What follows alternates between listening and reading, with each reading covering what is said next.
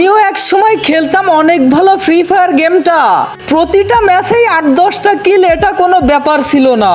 Video করে করে ছাড়তাম আমি টিকটকে।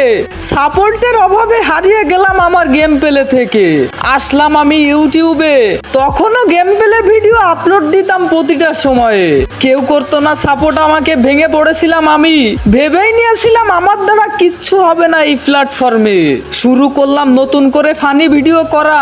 আস্তে আস্তে সেই 2020 সাল থেকে এই আমার 2025 সালে আসা। ধৈর্য ধরে পড়েছিলাম টিকটক আর ইউটিউবে। কখনো নিজেকে হতাশ করিনি কোনো মতে। ভিডিওতে ভিউজ নাই তবুও থাকিনি আমি থেমে, কারণ আমি যদি থেমে থাকতাম তাহলে এত দূরে আসা সম্ভব ছিল না কোনো মতে। তোমাদের এ কথা বলছি কেন জানো? যারা নতুন ক্রিয়েটর আছো চেষ্টা করতে থাকো। 5টা বছর কষ্ট করছি প্রতিনিয়ত আমি, যেইটা হচ্ছে না বাদ দাও সেইটা।